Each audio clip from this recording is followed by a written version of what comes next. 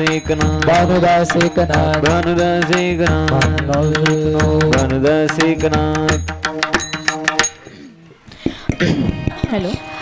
नाथ महाराजांचं भारूड घेण्यापूर्वी मी तुम्हाला अल्पसा एक दृष्टांत सांगेल, ज्याने तुमच्या चेहऱ्यावरती असलेलं जे स्मितहास्य सध्या मला दिसत नाही आहे ते येणार आहे. म्हणजेच नाथ महाराजांनीच वर्णन केलेलं आहे, परंतु त्यापूर्वी त्याच्या आधीचा जो प्रसंग घडलेला आहे तो मी तुम्हाला सांगेल. बरेच वर्षांपूर्वी आपल्या गावांकडे काही समस्या होत्या, आजही आहेत, त्या मोडून पडलेल्या नाही अशा नाहीत, अनेक आहेत.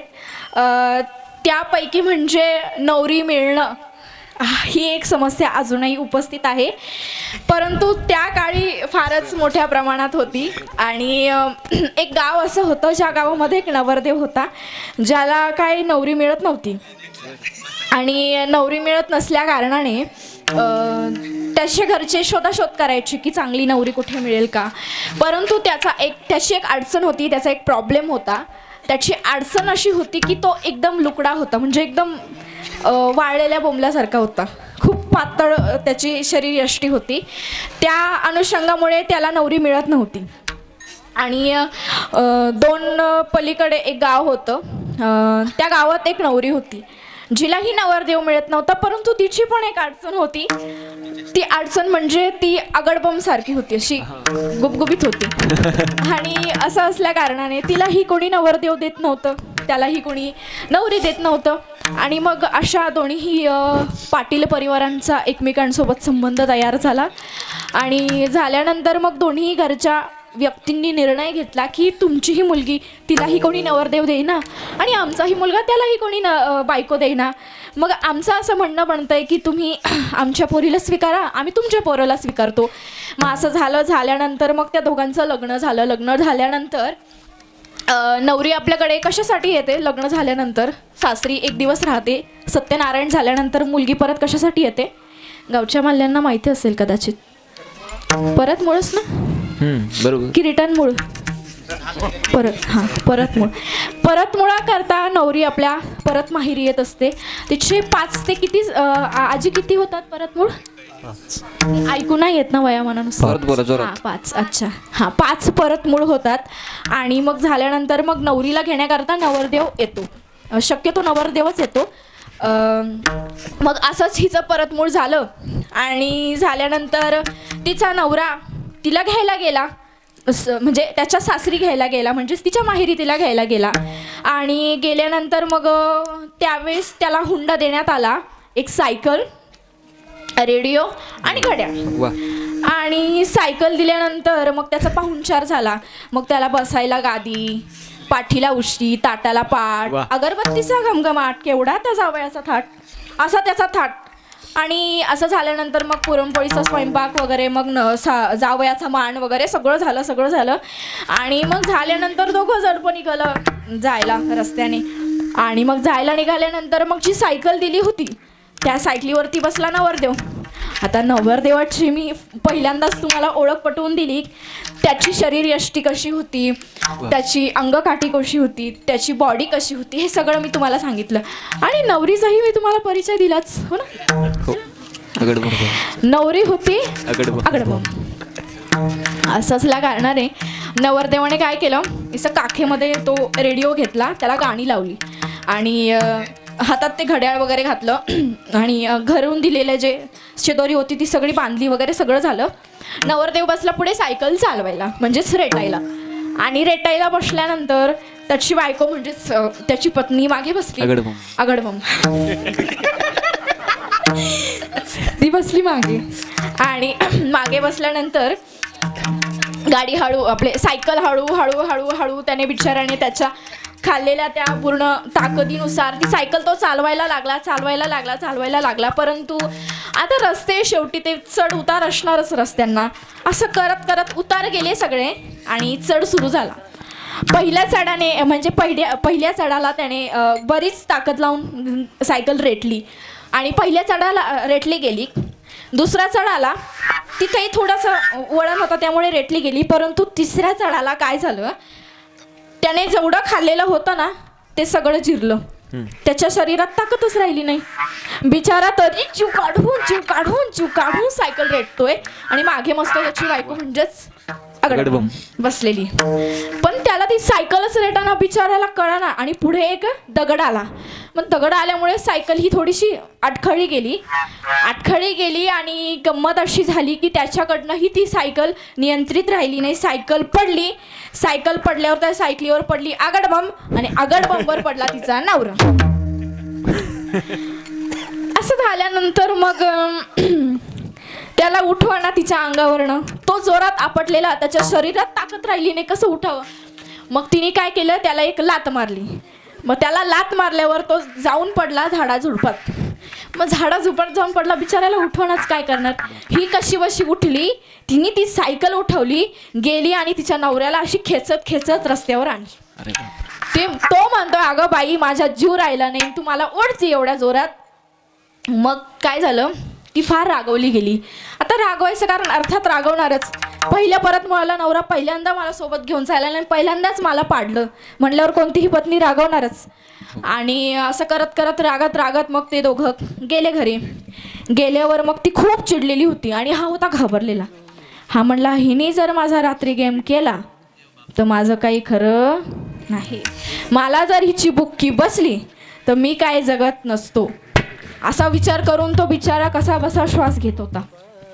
काय करणार आता, कधी नवत बायको मिळाली तर आता ही पहिल्या म्हणजे आपण आपल्याकडे एक म्हणतात, माझे वडील नेहमी मला म्हणतात, first impression is the last impression. म्हणजेच पहिला जो प्रभाव असतो तो यशस्वी ठरला जातो. तसंच आता आपल्या बायकोपुढे आपलं फर्स्ट इम्प्रेशनच असं एवढं बेकार पडलंय म्हणल्यावर मग ती कशी आपल्याला दाद देणार, असा त्याच्यापुढे प्रश्न आला. सुनबाई घरात गेली. घरात गेल्यानंतर थेट मागच्या दाराला गेली. घरात सासू सासऱ्यांच्या पाया पडले की नाही काय माहित नाही, मी काय बघायला नव्हते, नात बाबा सांगतात. पाठीमागे गेली आणि तिने काय केलं, मुसळ आणलं आणि दाराच्या पुढे आली. आल्यानंतर त्याच्या मागे पळू लागली. एकतर पहिलेच त्याच्या अंगात काय ताकद नव्हती, त्याला पळायची सुद्धा ताकद नव्हती, चालायची तर आंबच राहिली. तरी शेवटी तो पळूच लागला, कारण की ती त्याच्या मागे ती मुसळ घेऊन लागली. आणि मग तो म्हणतो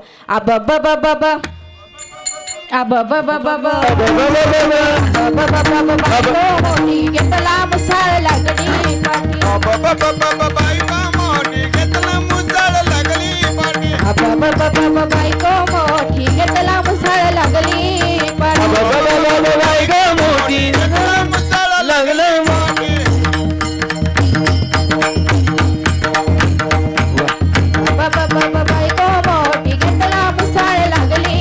बायको मोठी, घेतला मुसळ लागली तो म्हणतो अगं बायको मला नको मारू, अगं बायको मला नको मारू, तुझं वासरू मीने तो चारू. तो म्हणतो बाई मला नको मारू, कशासाठी मारतेस, तू सांगल ते काम करतो, हे तुझं वासरू मी चारायला नेतो. पण ती काय ऐकत नाही, ती मुसळ घेऊन मागेच लागली आणि तो म्हणतो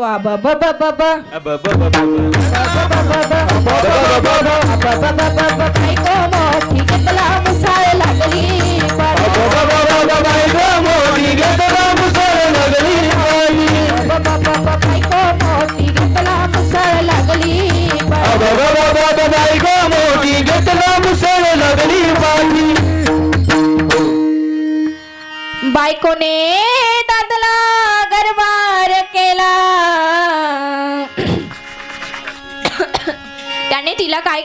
तिने त्याला काय केलं तर नाथ महाराज सांगतात की बायकोने दादला गरबार केला. मनाचा मनोरथ पूर्ण झाला. तिने त्याला एवढं मारलं, त्या मुसळाखाली एवढं मारलं की अक्षरशः तिच्या मनात असलेली जी इच्छा होती, तिच्या मनात असलेला जो बदला होता तो काय तिचा पूर्ण झाला. म्हणून तो म्हणतो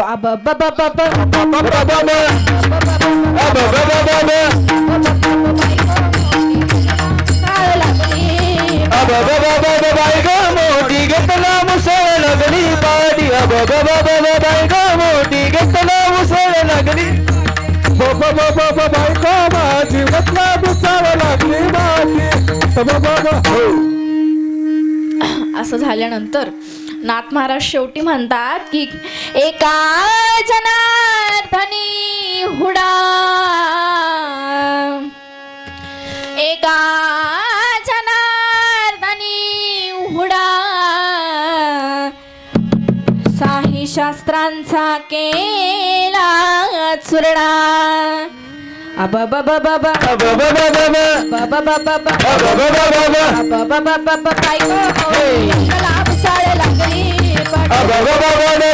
मोठी घेतला मुसळ लागली बायको मोठी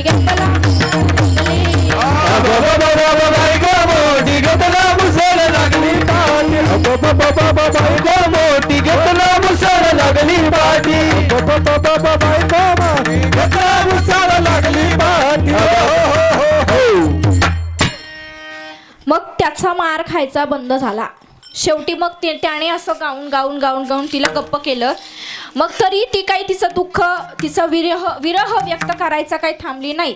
मग तिच्या शेजारची तिची एक मैत्रीण होती. म्हणजे काही दिवस ती सासरी नांदल्यानंतर तिला तिच्या नवऱ्याचा सासू सासऱ्यांचा जरा वाईट अनुभव आला असेल.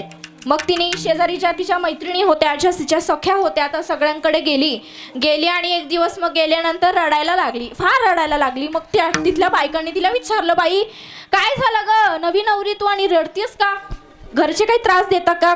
तर म्हणे काय बाई सांगू तुला, कसं सांगू तुला. मग ती म्हणा बाई काय झालं.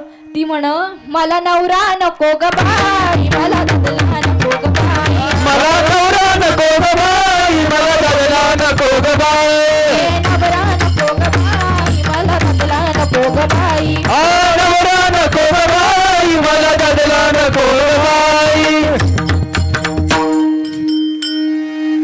आणि मग असं म्हणल्यानंतर तिची मैत्रीण म्हणजे तिची सखी तिला विचारती, बाई काय झालं, असं काय म्हणती, आमच्या भाऊंमध्ये एवढं काय वाईट की नवरा नको बाई दादला नको बाई असं म्हणायला लागली. मग ती म्हणती फाटगे से घर तुटके से छप्पर पण राहावयास जागा नाही. बाई अगं फाटका घर आणि तुटका छप्पर अशा घरात जागा तर पाहिजे राहिला. म्हणून मी म्हणते ग बाई मला नवरा नको ग बाई, मला दादला नको ग बाई, मला नवरा नको ग बाई, मला बदला नको ग बाई, नवरा नको ग बाई, मला दादला नको ग बाई, मला नवरा नको ग बाई, मला बदला नको ग बाई. बाई राहायला घर नाही म्हणती, फाटकत छप्पर म्हणती. अगं पण तुला घालायला अंगावर चोळी लुगडं तर असेल ना, त्याच्यावर ती म्हणती अगं काय सांगू, फाटकीसी लोडी फाटकीसी चोळी तुटकीसी लुगडी पण शिवायला सुई दोरा नाही. असं तर आहे माझं गणित. मग आता कसं बरं मी नांदू. म्हणून मी म्हणते बाई मला नवरा नको ग बाई, मला बदला नको ग बाई, मला नवरा नको ग बाई, मला बदला नको ग बाई, नको ग बाई, मला बदला नको ग बाई, नवरा नको ग बाई, मला बदला नको ग बाई. तिची सखी तिला म्हणते अगं जरी तुला शिवायला दोरा नसेल अगं पण खाण्याची तर व्यवस्था असेलच ना, सासू सासरे नवरा उपाशी थोडी ना ठेवत असणार आहे तुला. मग ती म्हणती बाई काय सांगू तुला, कळण्याची भाकर, अगं बाई कळण्याची भाकर, आंबाड्याची भाजी, वर तेलाची धार नाही. म्हणून मी म्हणते मला नवरा नको ग बाई, मला दादला नको ग बाई, नवरा नको ग बाई, मला बदला नको ग बाई, मला नवरा नको ग बाई, मला बदला नको ग बाई, नवरा नको ग बाई, मला बदला नको ग बाई, मला नवरा नको ग बाई, मला बदला नको ग बाई. मग नाथ महाराज म्हणतात की एका जनार्दनी समरस झाले तो रस ये येथे नाही. म्हणून मी म्हणते की इथे जो समरस मला मिळणार नाहीये तो परमार्थ रूपी संसारामध्ये मिळणार आहे. म्हणून मी म्हणते मला नवरा नको ग बाई, मला नवरा नको ग बाई. मला नवरा नको ग बाई, मला बदला नको ग बाई. ए नवरा नको नको ग बाई, मला बदला नको ग बाई. मला नवरा नको ग बाई, मला बदला नको ग बाई. भानुदास एकनाथ, भानुदास एकनाथ, भानुदास एकनाथ, भानुदास एकनाथ, भानुदास एकनाथ, भानुदास एकनाथ, भानुदास एकनाथ, भानुदास एकनाथ, भानुदास एकनाथ. चला बाई वृंदावनी रास क्रीडा पाहू. चला बाई वृंदावनी रास क्रीडा पाहू. नंदाचा बाळ येणे केला नवलाऊ. नंदाचा बाळ येणे केला नवलाऊ. नंदाचा बाळ येणे केला नवलाऊ. नंदाचा बाळ येणे केला नवलाऊ. चला बाई वृंदावनी रास क्रीडा पाहू. चला बाई वृंदावनी रास क्रीडा पाहू. नंदाचा बाळ येणे गेला नवलाऊ. नंदाचा बाळ येणे गेला नवलाऊ. नंदाचा बाळ येणे केला नवलाऊ. नंदाचा बाळ येणे केला नवलाऊ. मग ती म्हणते एक गवळण दुसऱ्या गवळणीला म्हणते काय केलं श्रीकृष्णाने. मग ती म्हणते की त्याने काय केलं तर त्याने केलं कल्पनेची